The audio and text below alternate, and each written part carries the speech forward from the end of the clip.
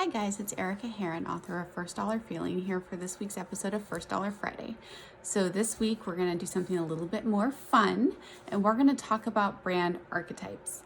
Now, we're going to delve a little bit more into the psychology side of things, but let's start by talking about what a brand archetype is. Chances are, if you've been in the entrepreneurial field for a while, you've probably heard the term before. If you haven't, we're going to start with the basics. So brand archetypes, or archetypes as a whole, were actually created based on a concept by Carl Jung, philosopher, psychologist. Lots of history books will explain his philosophies on life. But he created this concept that there are 12 universal symbols for the collective unconscious of all people. Right, so there's 12 different areas and 12 different types that you're going to most resonate with for a brand. Now that was speaking towards the individual person, right? So we want to talk about how that applies to your brand and your business, how you present yourself, your logo, your website, your content, even down to your sales script. Everything about how your business presents itself to the public constitutes part of your brand.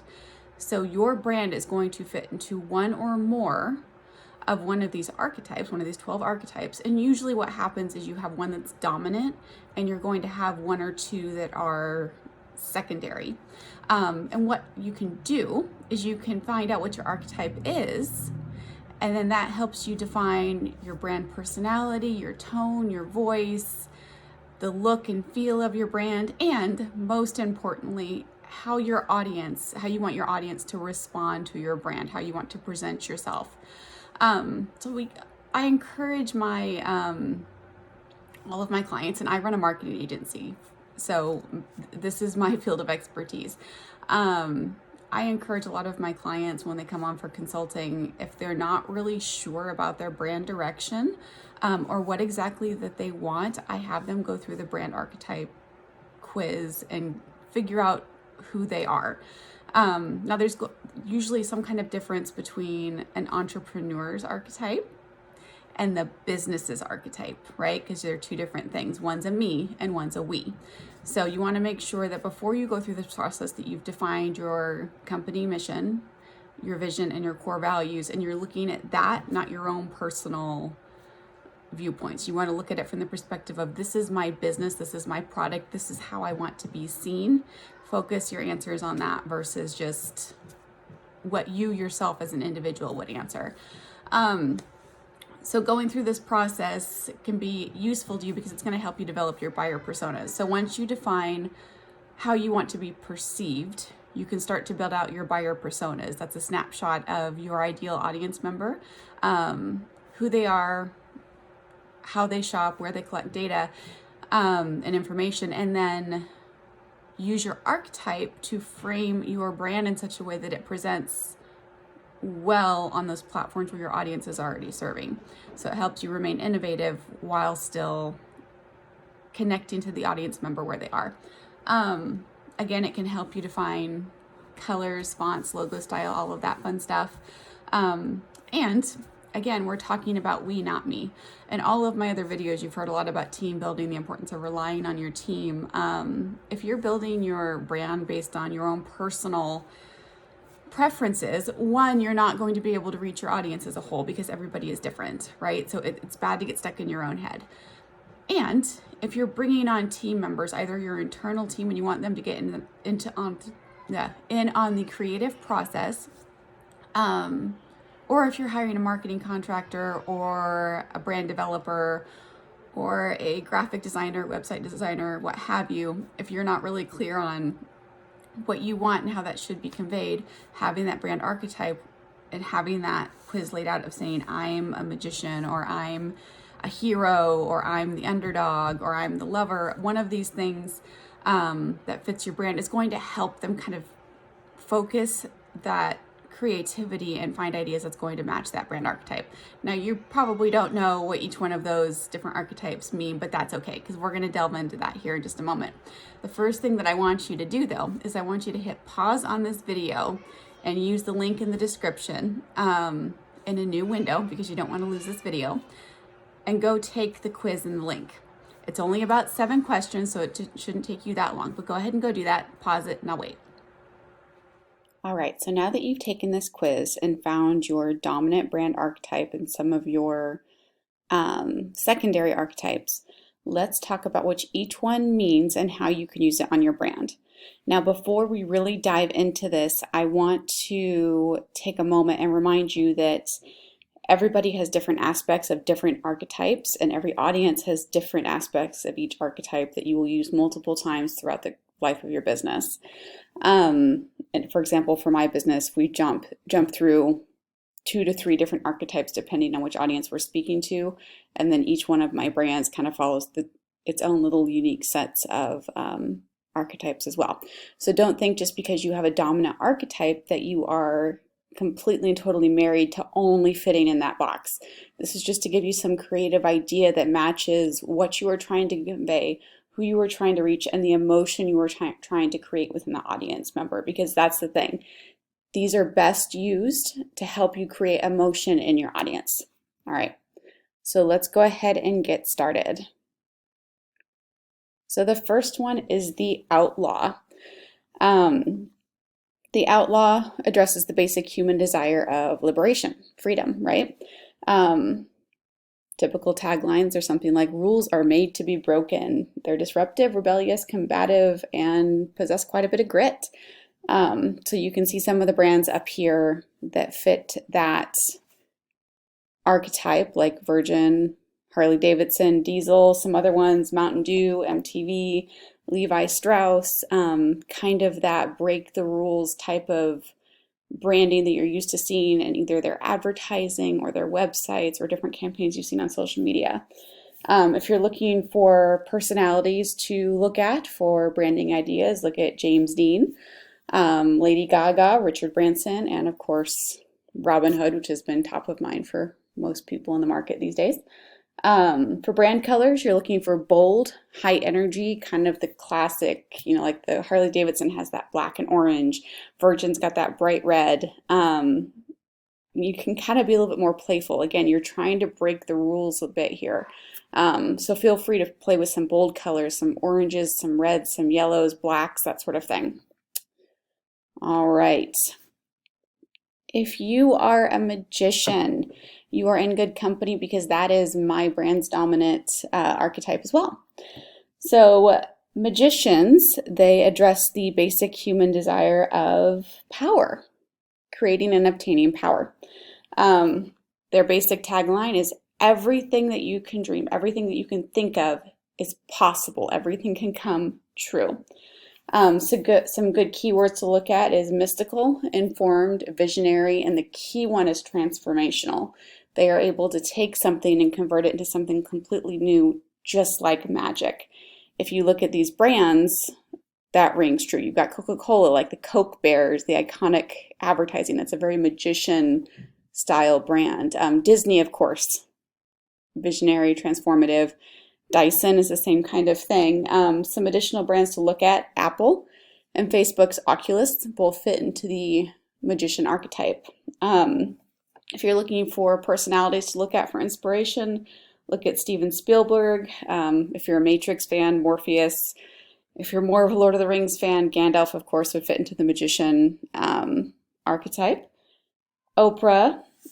And then for colors, for branding, you're looking at the deep jewel tones, like the night sky, deep purples, deep greens, deep pinks.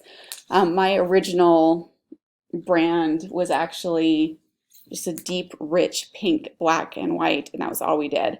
But it was that really pow type of jewel tone color. So if you're a magician, that's kind of what you're going for. All right, so the next one is the hero. So, as you would expect, the hero has the basic human desire of mastery. We have the will and the determination to make the world a better place.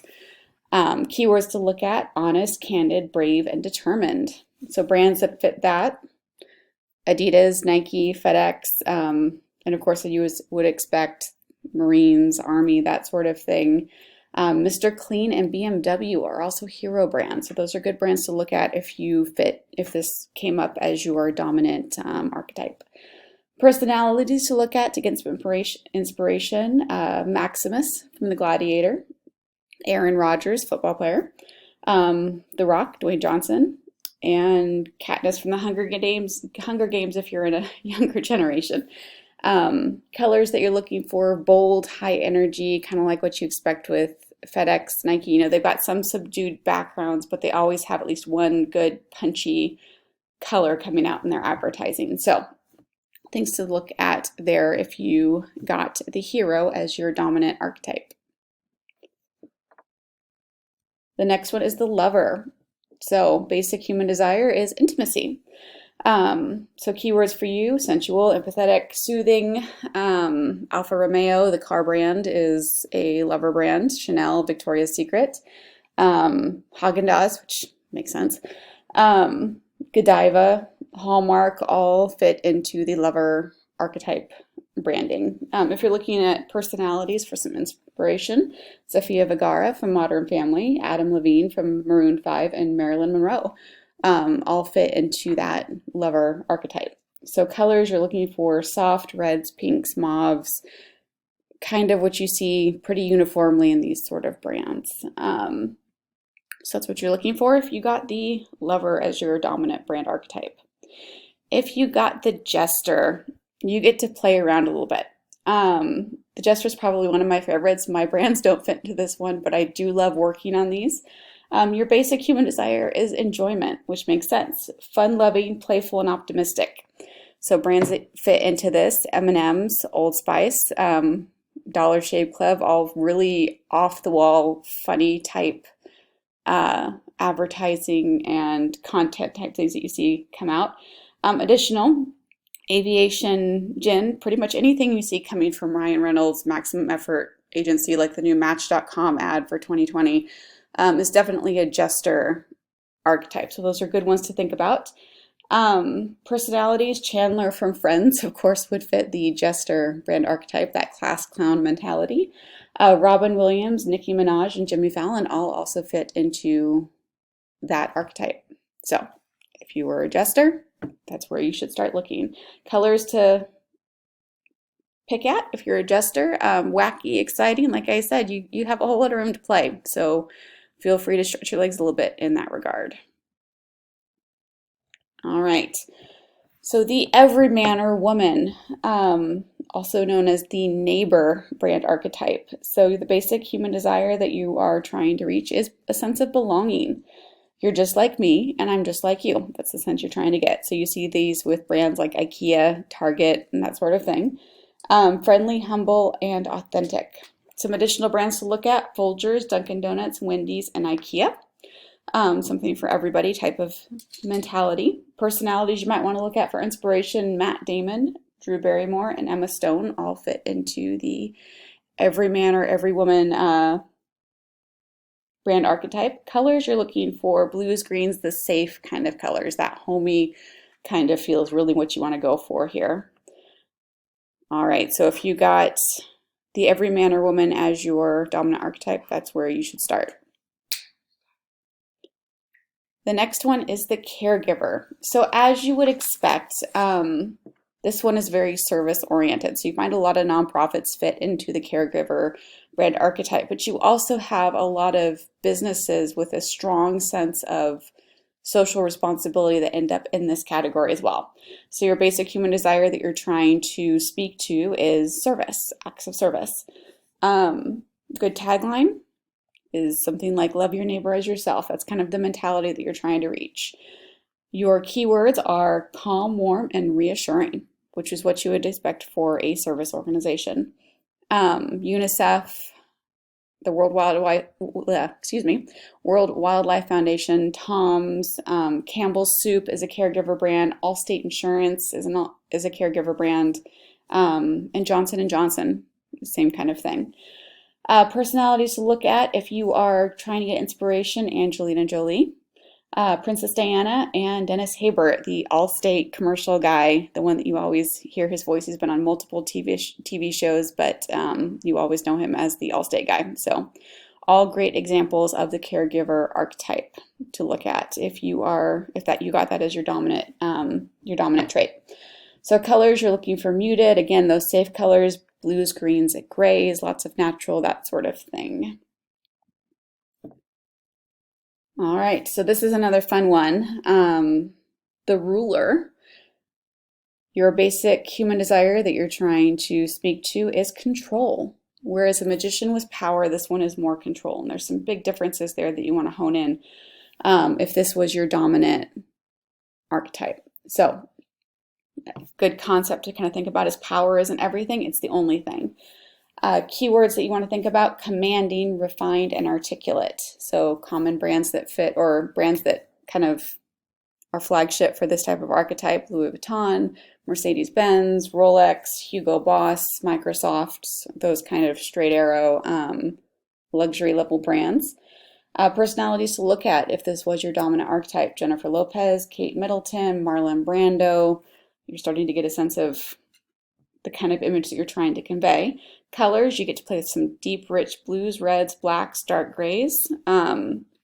A really good commercial that I recommend for people who have this archetype is Hugo Boss did a commercial with Gerard Butler for their latest fragrance, and that's a really good one to look at if you got the ruler as your archetype, because it really kind of sets the tone just perfectly, both in the content and the script and in the imagery. So if you got this one, go watch that commercial and start exploring some of these other brands.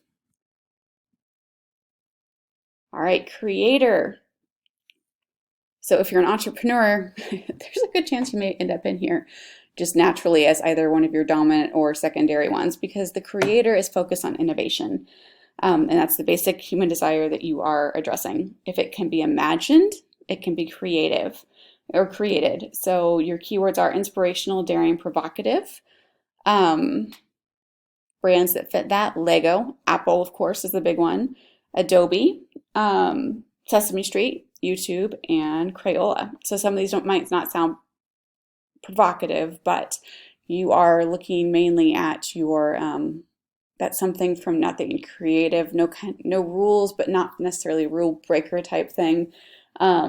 Really that strong focus on innovation and creation.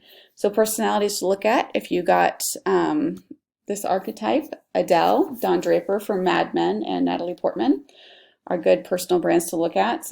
Colors, you get to be fun and bright and a little airy and that sort of thing. So think Apple versus Lego. Both are creative brands, but they have a lot of room to play. Just kind of like your jester archetype. You have a lot of room to play on this. All right, so the innocent. Basic human desire is safety. The best things in life are wholesome and pure. Your keywords are optimistic, honest, and humble. Brands that you should be looking at: Aveeno, Dove, Innocent, which kind of on the nose, but what can you do? Chobani is an innocent brand, so is Snuggle, the dryer sheets and detergent, and Volkswagen are innocent brands. So personalities you can look at for inspiration: Taylor Swift, Forrest Gump, and Dorothy from The Wizard of Oz. Colors cater to the natural, as you see for most of these brands. Kind of those greens, browns, grays, light natural colors. Think more light and safe. All right, so this is my strong secondary archetype. So if you are the sage, again, you're playing in my archetype pool. So basic human desire that you are reaching is understanding. The truth will set you free. So your keywords are knowledgeable, assured, and guiding. Brands that fit this are Google, BBC, Oxford, or a lot of universities, which makes sense, SpaceX, Morgan Stanley, those kind of brands. Personalities to look for inspiration: Yoda from Star Wars, of course, the ultimate sage. Bill Gates and Hermione from Harry Potter. Your colors, think academia. Muted, natural, some deep greens, browns, that sort of thing. And finally, we have the explorer. So this one you can have a lot of fun with too. Basic human desire you're trying to reach is freedom. Don't fence me in type mentality. You're thinking exciting, fearless, and daring. So the North Face, Jeep, Patagonia, REI, Starbucks are all explorer brands. Personalities to look into in addition to those brands: Indiana Jones, Amelia Earhart, And your colors should be earthy and exciting, as you see here. And there you have it. So those are the 12 brand archetypes. Different brands that you can use, that you can research a little bit more to get a better feel for how you can apply those concepts to your brands, the colors, the tone, the voice.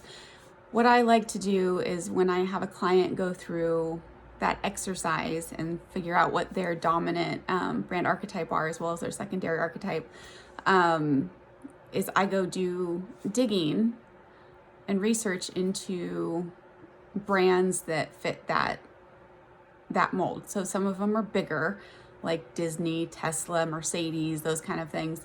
But then if you do a little bit of Google research, you're going to find that there are a whole lot more brands and a whole lot more listing of brands that fit different archetypes that you can go and look at to get some inspiration. You don't want to copy, but it'll give you a better feel for how to apply those archetype concepts to your imagery, your content, your brand voice, how you approach things, which platforms you should be on, and the type of audience you should be reaching.